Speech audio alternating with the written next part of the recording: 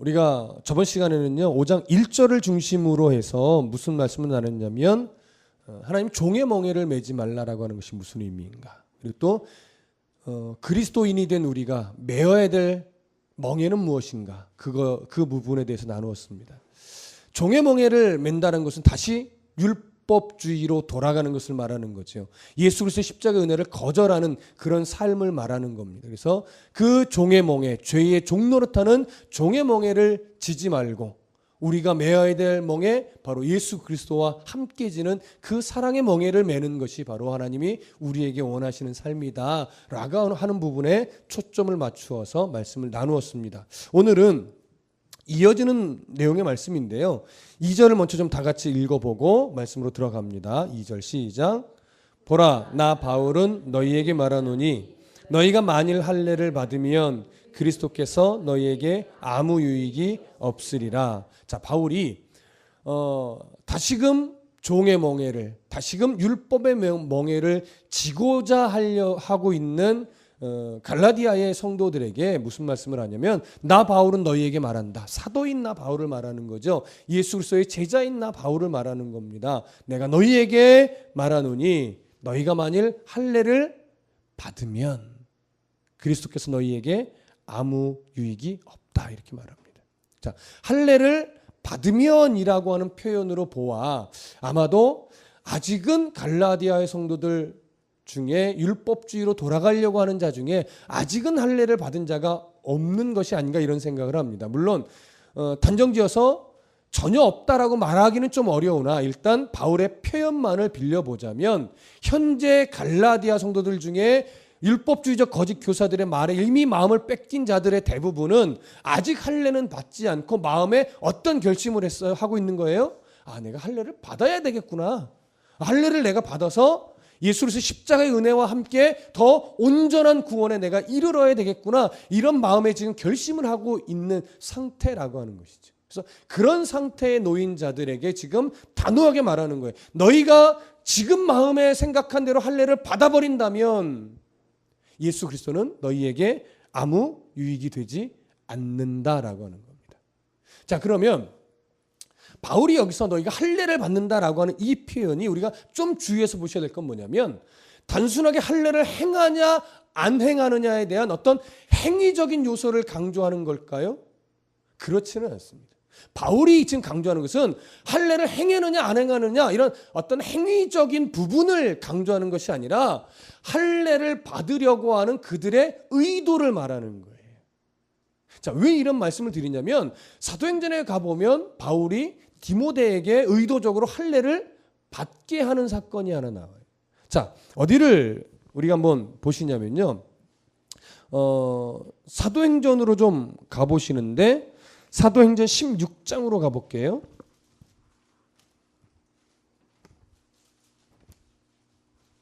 사도행전 16장 3절.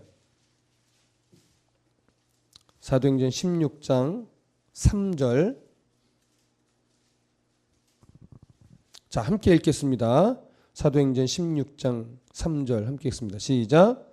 바울이 그를 데리고 떠나고자 할새 그 지역에 있는 유대인으로 말미암아 그를 데려다가 할례를 행하니 이는 그 사람들이 그의 아버지는 헬라인인 줄 다 알미러라. 자, 지금 디모데에 대한 이야기입니다. 디모데는 아버지는 헬라인이고 이제 어머니는 유대인인 그 사이에서 태어난 자인데 바울이 2차 선교 여행 때 루스드라에서 제자가 된 그런 인물입니다. 그래서 정말 바울과 그 이후에 동역을 하면서 정말 바울의 어떤 제자가 된 인물이라고도 감히 말할 수 있는 그런 말하자면 선교사죠, 디모데도.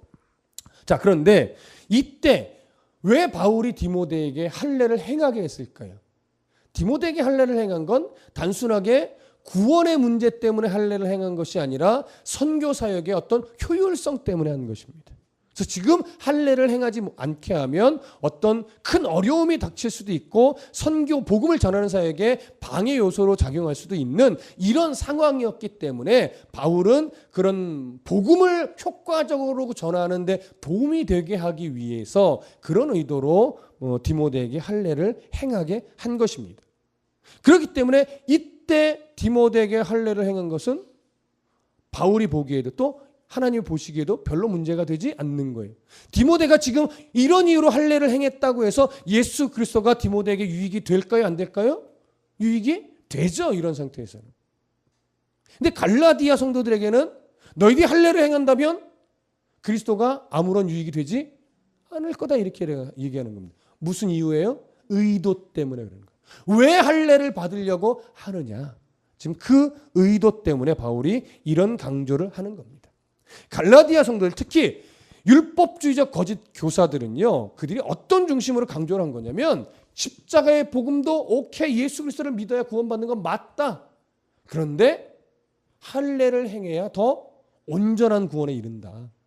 이렇게 강조를 계속 해온 것이죠. 우리가 계속 들어와서 알고 있지만, 그러니까 지금 갈라디아 교회의 성도들은 어떤 식의 이해를 갖고 있냐면 예수 그리스도로 구원에 이르는 건 맞지만 율법 중에서도 할례를 행해야 이게 더 큰 시너지 효과를 내서 나를 더 온전한 구원에 이르게 한다라고 하는 생각을 가지게 된 거죠. 여러분, 온전한 구원이라는 건 사실 어떤 의미예요? 할례를 행하지 않고 예수 그리스도로만 구원받았다라고 하는 저들과는 좀 차원이 다른 구원을 나는 받았다. 할례를 행했기 때문에. 결국 이게 뭡니까? 우월의식이지. 내가 조금 더 고급한 구원을 받은 거야. 너희들은 약간 레벨이 달라. 뭐 이런 거. 여러분, 그런 게 있을까요?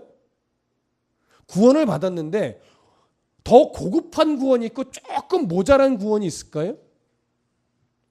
가끔 천국의 어떤 상급에 관해서 질문을 누군가 하기도 하고 그것에 대해서 토론을 하게 되면 이 부분에 아직 이해가 안 되시는 분들이 있어요. 뭐냐면 천국의 상급을 자꾸 상급이라는 표현을 하다 보니까 천국에서도 내가 조금 더 이 땅에서 어떻게 살았느냐로 인해 천국에서도 내가 조금 더 우월한 천국 시민이 되는 것처럼, 여러분, 천국에서도 우월이 조금 더 나눠진다면 그게 천국일까요?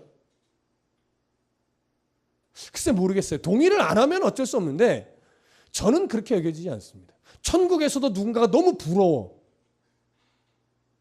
천국에서도 나보다 좀 아래에 있는 사람 때문에 기분이 좋아져.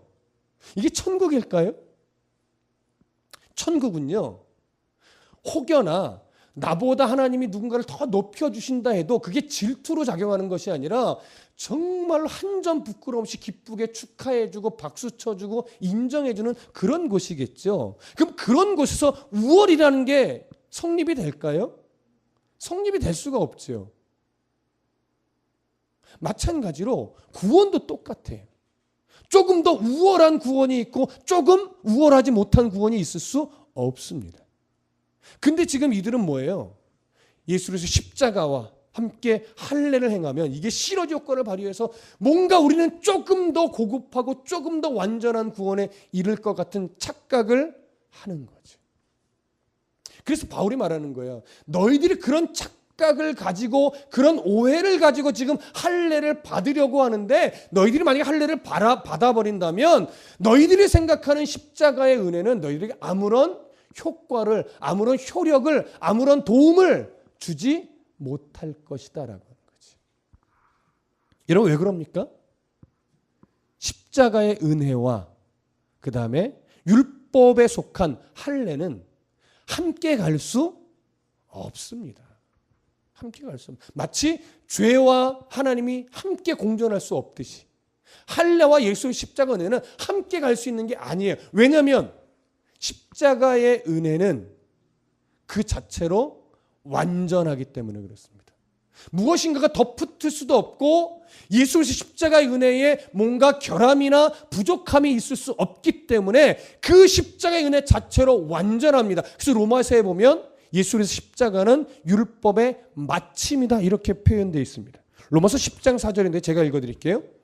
그리스도는 모든 믿는 자에게 의를 이루기 위하여 율법의 마침이 되셨다 이렇게 말합니다. 그러면 율법의 마침이 됐다는 게 어떤 의미겠습니까? 율법이 요구하는 의를 완전하게 성취하셨다라고 하는 것이죠. 율법이 지적하는 모든 죄의 책임, 죄책을 예수님이 완전하게 다 해결하셨다라고 하는 것이죠. 그 부분에 있어서 그 어느 누구도 예수 그리스도의 십자가의 은혜에 무엇인가를 더할 수 없습니다. 무언가를 또 더 뺄 수도 없습니다. 율법의 마침이 되셨어요. 율법을 완성하셨어요. 율법이 요구하는 모든 걸 이루어 버리셨어요. 그렇기 때문에 우리는 예수 그리스도를 믿는 그 순간, 십자가의 은혜로 덧입어서 거듭난 그 순간, 율법이 요구하는 모든 것에서 우리는 해방된 자들입니다. 자유로워진 자들입니다. 그래서 그거 없이도 우리는 이미 천국 백성이 된 자들이에요. 그렇기 때문에 여러분, 예수 그리스도를 믿어 이미 율법에서 해방되어 천국 백성이 된 자의 이 시민권은 성경에 보면 이 세상 어떤 것도 그 사랑에서 끊을 것이 없다고 했어요. 여러분, 이 믿음이 왜 중요한지 아십니까? 종말론적으로 본다 그러면 요즘에 우리가 계시록을 강의하면서도 그 얘기를 너무나 많이 했지만 마치 베리칩이니 666이니 뭐 이런 종말의 어떤 두려워지는 것들이 예수 그리스도의 십자가 은혜를 우리에게서 어떤 상황이 생기면 뺏어갈 것처럼 생각한단 말이에요. 성경 분명히 말했어요.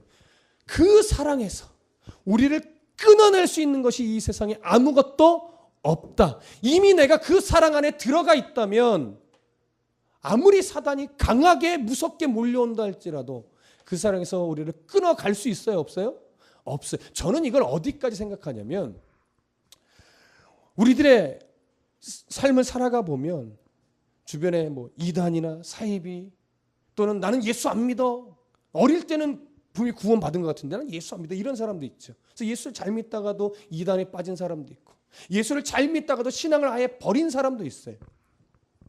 그래서 속상할 때도 있고 그래서 기도하기도 하고 어떻게 하면 하나님 주 앞으로 다시 돌아올 수 있게 하겠습니까? 라고 우리가 눈물을 흘리며 기도할 때도 참 많은데 그 눈물의 기도 가운데 놓치지 말아야 될 한 가지가 있어요. 한번 예수 그리스도 안에서 구원의 감격을 받은 거듭난 사람, 중간에 이런저런 이유로 잠시 마음을 이 갈라디아 성도들처럼 뺏겼다 할지라도 하나님의 사랑에서 그를 끊어낼 것이 있다 없다? 저는 그런 하나님을 믿습니다.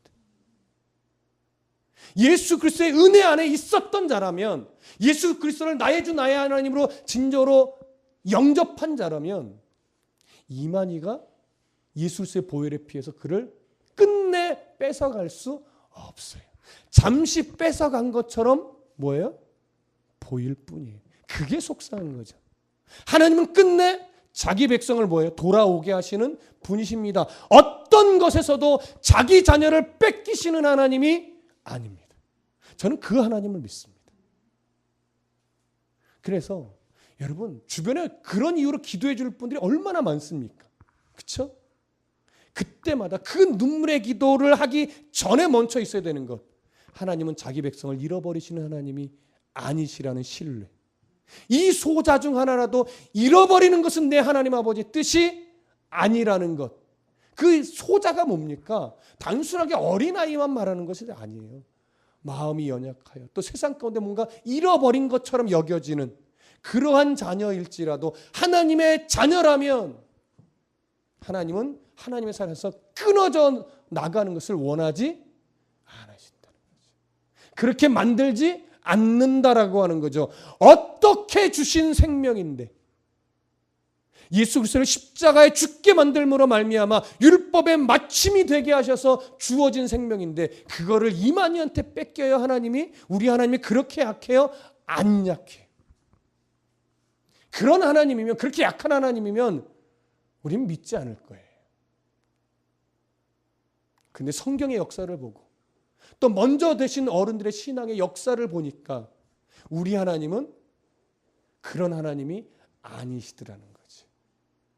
끝내 자기 백성을 살려내시고 끝내 자기 백성을 버리시지 않는 하나님. 우리는 이스라엘 역사에서 수없이 봅니다. 사사기에서도 계속 보고 있습니다. 끝내 버리시지 않고 끝내 사랑하시며 약속에 기인하여 끝내 자기 백성으로 삼아내시는 그 하나님. 그게 이스라엘에게만 국한될까요? 오늘 예수 그리스도를 믿는 영적 이스라엘인 우리 모두, 교회, 가정, 성도 개개인에게 다 해당이 됩니다. 그럼 그 하나님을 우리가 신뢰할 수 있어야 될 것입니다. 3절 다 같이 보겠습니다. 3절 함께 읽습니다. 시작. 내가 할례를 받는 각 사람에게 다시 증언하노니 그는 율법 전체를 행할 의무를 가진 자라. 자, 2절과 3절 물론 뒤도 마찬가지지만 바울이 하고 있는 경고는요, 정말 떨어져 나가기 때문이 아니에요. 그럴 수 있는 상황을 만들지 말고, 너희들이 무슨 딱 떨어져 나간 것 같은 인생이지만, 지금 그런 상태지만 뭐 하라는 거예요? 그런 경고를 깨닫고 돌아오라는 거죠. 그래서 2절에 먼저 보면 너희가 만약 할례를 받아버리면 그리스도께서 너희에게 아무 유익이 없으리라 라고 하는 것은, 너희들이 지금 할례를 받는다는 것은 예수 그리스도의 십자가의 그 완성하신 그 은혜를 너희들이 걷어차는 것과 똑같으니 그런 짓을 하지 말라라고 하는 거예요. 그래서 강력하게 경고를 하는 거예요. 그래서 이어가는 3절에서도 내가 할례를 받는 각 사람에게 다시 강조해서 증언한다. 그는 율법 전체를 행한 의무를 가진 자다. 자, 무엇에 대한 강조입니까? 너희들은 이렇게 생각했지라고 하는 거예요. 뭐냐면 율법 중에 가장 중요하게 여기는 것 할례. 물론 앞에는 절기도 있었지만 일단 할례만 보자고요. 할례만 행하면 예수 그리스도의 십자가와 함께 합쳐져서 정말 온전하고 수준 높은 구원에 이를 거라고 착각하지만 그건 거짓 교사들에게 속은 것이고 잘못 가르친 것이고 너희들도 잘못 이해하여 오해한 것이다. 율법이라는 것은 너희들이 지키고 싶은 것 하나만 지킬 수 있는 그런 식의 문제가 아니다. 하나를 너희들에 매여서 해버린다면 그 순간 예수 그리스도의 십자가는 아예 떠나버리는 것이고 너는 할례와 함께 나머지 모든 율법의 조항들을 다 온전하게 지켜야만 구원에 이를 수 있는 자가 되어버리는 거다. 무슨 말씀인지 이해되십니까? 바로 그걸 얘기하는 거예요. 너희들은 할례만 하면은, 할례만 받으면 예수 그리스도와 함께 더 고급해질 줄 알았지? 아니, 너희들은 말하자면 올무에 빠지는 거야. 할례를 행하면 예수 그리스도의 십자가는 떠나가고 나머지 너희들이 쉽게 생각했던 율법 모든 조항을 다 지켜야만 구원에 이르는 자가 되어버리는 거야. 너 정말 그런 어리석은 길로 들어갈래? 이 얘기를 하는 거죠. 우리는 너무나 잘 압니다. 그 율법의 모든 조항을 온전하게 지켜낼 수 있는 자가 이 세상에 있다 없다? 없다. 우리는 이미 생각으로부터 범죄를 짓는 자이기 때문에 율법의 내용을 아무리 잘 알고 아무리 딸딸 외우고 행위적으로는 다 지켜낸다 할지라도 이미 생각으로 범죄하는 우리들이기 때문에 본질까지 100% 완전하게 지켜낼 수 있는 자는 아무도 없다는 거죠. 바울은 이걸 너무 잘 알고 있는 거예요. 그래서 그들의 착각을 지금 깨주는 겁니다. 자, 4절 다 같이 읽어보겠습니다. 시작. 율법 안에서 의롭다함을 얻으려 하는 너희는 그리스도에게서 끊어지고 은혜에서 떨어진 자로다. 자, 또 한 번 설명합니다. 율법 안에서 의롭다함을 얻으려 하는 너희는, 그렇죠? 할례로 말미암아 이제 모든 율법을 지켜야 되는 자가 되어버린다면 그런 너희는 그리스도에게서 이제는 아예 끊어지고 십자가의 은혜에서 떨어진 자가 되는 것과 똑같다. 그러니 그 할례를 받으려고 하는 생각조차 어떻게 하라는 거예요? 빨리 버리라는 거죠. 자, 5절 다 같이 읽습니다. 시작.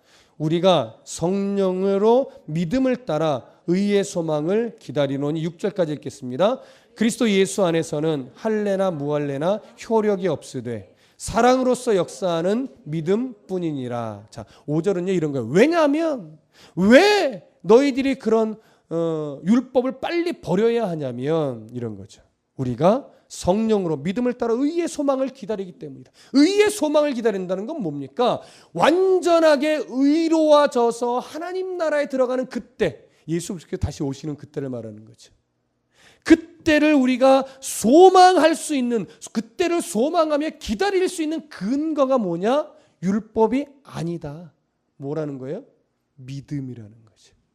예수 그리스도 그 안에서 그를 믿음으로 우리가 그때를, 그 날을 정말로 두려움 없이 소망하며 기다릴 수 있다라고. 우리가 얼마나 많은 봉사를 했냐, 그걸 가지고 소망하며 기다리는 것도 아니에요. 우리가 얼마나 헌금을 많이 했느냐, 그것 때문에 내가 상급을 얼마나 많이 받을 수 있겠지, 뭐 그런 소망을 갖고 기다리는 것 아니에요. 바울은 분명히 말합니다. 믿음을 가지고, 믿음이 있기 때문에 예수 그리스도 안에서 그 믿음이 근거가 되어 주님 오셔서 우리가 완전한 의에 다다를 그때를 우리는 소망할 수 있는 것이다. 그때가 되면 6절, 그리스도 예수 안에서는 할례나 무할례나 효력이 없으되 사랑으로서 역사하는 믿음뿐이니라. 여러분, 이 그리스도 예수 안에서는 할례나 무할례나 효력이 없으되, 이게 무슨 의미인지 당연히 아시겠죠? 할례를 받았느냐, 할례를 받지 않았느냐, 또는 그게 유대인이냐, 이방인이냐, 이런 것이 예수 그리스도께서 다시 오시는 그날 우리가 천국에 들어가느냐 마느냐의 기준이 될 수 없다. 그건 아무런 의미가 없다. 다만 주님이 오실 그때, 우리가 주님 앞에 설 때 우리가 예수 그리스도 앞에 뭔가 내밀 수 있는 건 뭐라고 말해요? 사랑으로서 역사하는 믿음뿐이래요. 여러분, 굳이 상급이란 표현을 한다면요, 이 부분을 상급과도 연결시킬 수 있어요. 예수 그리스도께서 다시 오시는 그날 우리가 예수 그리스도께 칭찬받고 상급으로 주어질 근거가 되는 건 할례를 받았느냐 무할례냐, 할례자냐 무할례자냐, 이게 아니라 얼마나 노력 봉사했느냐, 얼마나 헌금을 많이 했느냐, 얼마나 이 땅에서 업적을 많이 냈느냐, 이게 아니라 뭐라는 거예요? 사랑으로서 역사하는 믿음의 흔적이 너희들의 삶 속에, 인생의 역사 속에 있었느냐, 이걸 말하는 거죠. 그러면 사랑으로서 역사하는 믿음은 뭘까요? 먼저 이 본을 완전하게 보여주신 분이 있죠. 그게 바로 예수 그리스도십니다. 여기서 말하는 사랑은 우선적으로는 그리스도인들이 해야 되는 사랑이에요. 그러나 그리스도인들이 해야 되는 사랑은 누가 본을 보이신 사랑이냐면 예수 그리스도께서 우리를 위하여 아무런 조건과 대가 없이 생명을 내어주신 그 완전한 사랑을 말하는 겁니다. 우리를 죄에서 구원하기 위해서 생명을 내어주신 그 사랑이 바로 우리가 본받아야 되고 우리가 함께 멍에를 져야 될 사랑의 명예이며 사랑으로서 역사는 믿음의 흔적이에요. 우리는 그것 때문에 이 땅에서 예수 그리스도처럼 구원받은 백성이기 때문에 사랑으로서 역사하는 믿음의 흔적이 있어야 합니다.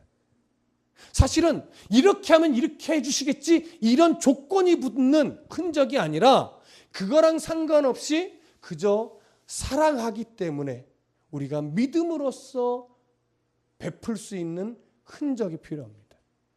예를 들어 이런 거예요. 아주 가벼운 예, 쉬운 예를 하나 들자면, 옛날 어르신들은요, 경사가 있거나 뭐 이렇게 이웃에 경사가 있거나 또 어떤 애사가 있을 때요, 항상 가주잖아요. 가서 함께 울어주기도 하고 또 부조나 이런 것 축의금을 내기도 하고. 근데 잘 들어보면 왜 거기 가서 부조를 하고 왜 축의금을 하냐면 그도 나에게 와줬기 때문에. 무슨 말씀 이해되세요? 그러다 보면 어느 순간 이런 개념이 이제 싹 들어오는 거예요. 저 사람 나 할 때도 안 왔는데 내가 꼭 가야 돼? 뭐 이런 거 있잖아요. 아, 저 사람 너무 치사해. 난 정말 가주기가 싫어. 막 이런 거. 그러다 보면 그건 뭐예요? 다 조건이 붙는 거죠. 근데 성경은 이런 거예요. 그럴 수 있지만 그런 거랑 상관없이 내게 와서 축하를 안 해주었다 할지라도 사랑으로서 가져라. 사랑으로서 베풀어줘라. 뭐 이런 거죠. 그런 조건 말고 그냥 나한테 아무런 도움이 되지 않는 사람이라도 예수 그리스도가 내게 주신 사랑의 은혜를 덧입은 자로서 내가 할 수만 있다면 가주고 베풀어주고 나눠주고. 이게 우리가 사랑으로서 역사하는 믿음입니다. 조건이 붙기 시작하면, 이유가 붙기 시작하면 사랑으로서 역사하는 믿음이 되기가 어려워요. 그래서 그 흔적을 성경은 항상 무엇으로 말하냐면 갈라디아서 5장 22절에 2절에 우리가 앞으로 이제 조금 있으면 보게 되겠지만 22절에 무엇을 얘기해요? 오직 성령의 열매는 사랑과 희락과 화평과 오래 참음과 자비와 양선과 충성과 온유와 절제니 이 같은 것을 금지할 법이 없느니라. 이런 흔적을 말하는 거예요. 여러분, 이런 흔적이 우리를 우월하게 세상 가운데 높여주는 흔적이 아닙니다. 오히려 세상은요, 우리를 바보처럼 여길 수 있는 흔적이에요. 근데 우리는 자꾸 어떤 흔적을 내려고 하냐면 좀 폼나는 흔적을 내고 싶어 하는 거예요. 때로는 우리들의 흔적 가운데 폼나는 흔적이 있을 수 있어요. 근데 문제는 뭐냐면 폼나는 흔적이 있으면 안 된다 이게 아니라 폼나는 흔적만 만들려고 하는 의도가 우리 안에 다 있다라고 하는 성향 자체가. 근데 성경은 뭐라고 말하는 거예요? 폼나는 흔적만 인생 속에 남기려고 하지 말아라. 아무도 알아주지 않아도, 아무도 인정해주지 않아도, 그냥 내가 이미 너무나 큰 은혜를 받은 자이기 때문에 기꺼이 사랑으로서 인내해주고, 기꺼이 사랑으로서 양보해주고, 기꺼이 사랑으로서 그를 이해해주고, 이런 흔적들이 우리 사람 가운데 일어날 때 하나님은, 예수님은 마지막 심판에서 뭘 본다? 그 흔적을 본다 이거예요. 그래서 우리들에게 주실 상급은, 제가 이해하는 하나님 나라의 상급은요, 영광의 가치예요. 영광의 가치. 영광의 가치가 눈에 보이나요? 내 안에서 풍성한 거죠. 우리 딸이 가끔 막 이래요. 뭐 연예인을 좋아하니까, 뭐 아이돌 그룹, 못생긴 아이돌 그룹을 되게 좋아하니까, 근데 막 컴백을 하면 저한테 와서 막 아빠 누군 컴백한대 막 이래요. 그럼 이제 저는 하도 그 얘기를 들어서 이제는 뭐라 하냐면 아 신난다, 아 좋다 이래요. 물론 영혼이 없는 건 알죠. 네. 똑같은 상황인데 딸내미가 느끼는 그 소식을 기뻐하는 가슴의 폭과 제가 느끼는 가슴의 폭은 완전히 달라요. 근데 그건 뭐예요? 사랑하냐 안 하냐의 문제죠. 사랑하니까 컴백했다는 소식만 들어도 막 가슴에 사랑이 이딴만해지는 거예요. 저는 안 사랑하니까 들어서 축하한다, 아 신난다, 입은 뻥끗해지만 제 안에서는요, 그것 때문에 오는 행복감이 요만큼도 없는 거죠. 하나님을 사랑하고 예수 그리스도를 사랑하면요, 진짜 뭐 천국에 무슨 빌라가 있는지 몰라도 그거 안 주셔도 내가 네 인생의 수고를 내가 안다. 네가 얼마나 눈물로 나를 위해 성도답게 살아오려고 몸부림쳤는지 나 그거 다 보고 있었다. 너 참 잘 살았어. 너 참 잘 살았어. 너 정말 최고였어. 이제 나와 함께 그 새하늘과 새 땅에서 이제는 그런 걱정 없이 나만을 찬송하며 기쁘게 나와 영원토록 살자. 나를 이해해주는 그 한마디가 여러분 가슴 안에 얼마나 큰 상급으로 올까요? 내 눈물의 흔적을 하나님이 예수 그리스도께서 한순간도 놓치신 적이 없다라고 말씀해 주신다면, 그동안에 억울했던 것, 인생 속에서 막 불평했던 것, 이게 그 예수님의 한마디에 다 씻겨져 내려가지 않을까요? 그럼 보세요. 그 하나님 앞에 정말 내가 성도로서 바르게 살아가려고 하는 씨름이 인생 속에서 요만큼이었던 사람이 받는 칭찬에, 그 사람이 칭찬을 받았을 때 가슴에 느끼는 크기와 정말 그 치열한 몸부림이 이만큼이었던 사람이 주님 만났을 때 내가 너의 씨름의 흔적을 다 보고 있었다. 정말 최고였어 라고 말해줄 때 느끼는 이 마음의 폭이 같을까요? 저는 다르다고 봐요. 그걸 뭐 누구한테 자랑질할 수 있는 것도 아니죠. 나만이 느끼는 폭이에요. 나만이. 여러분 어떻게 느끼시고 싶으십니까? 구원의 질 문제는 아닙니다. 구원의 가치는 똑같지만 주님 만났을 때 내가 너를 다 봤어, 잘했어 라고 하는 칭찬이 요만큼의 크기로 느끼시고 싶으세요? 이만큼의 크기로 느끼고 싶으세요? 말씀과 함께 얼마나 치열하게 사랑으로서 역사하는 이 믿음의 흔적을 내기 위해 얼마나 치열하게 싸우느냐가 그 상급의 크기를 느끼는 그걸 결정하게 될 겁니다. 그러니 오늘의 눈물을 여러분 불평으로만 보내지 마시고 오늘의 눈물을 주님 지금도 보고 계시고 주님 만날 그때에 내가 네 눈물을 다 보았다고 너 정말 최고의 삶을 살아냈다고 내가 안다고 그 칭찬 들으실 때를 소망하면서 오늘 말씀하잖아요. 의의 소망을 믿음을 따라 의의 소망을 기다리는 우리가 그렇게 기다리는 거예요. 그러면 그 사랑의 음성을 내가 들을 거니까 그것 때문에 기꺼이 오늘 이겨내자고요. 기꺼이 포기하지 말자고요. 기꺼이 주님이 끝내 이루실 그 일을 소망하며 오늘 내가 해야 될 위치에서의 최선만을 다하자고요. 그 결과는 하나님이 주시는 거예요. 내 몫에 태인 십자가를 최선을 다하고 이제 하나님이 언제 어느 때 주실까? 우리의 생각은 빨리 주셨으면 좋겠지만 중요한 건 하나님의 때에 주시는 거예요. 하나님이 가장 적당한 때 주실 거예요. 그 일로 말미암아 나도 만지실 것이고 그 사람도 만지실 것이고 가정도 만지실 것이고 교회도 만지실 겁니다. 우리가 믿는 하나님은 그런 하나님입니다. 그런 하나님을 이제 신뢰하는 싸움을 잘 하시면서 우리 안에 앞으로 계속해서 만들어가야 될 흔적, 사랑으로서 역사하는 믿음의 흔적입니다. 이 흔적을 함께 잘 만들어가며 주님 앞에 받을 칭찬을 기대하며 오늘도 또 내일도 기쁨으로 믿음의 걸음을 걸어가는 우리 모두가 되길 소원합니다. 기도하겠습니다.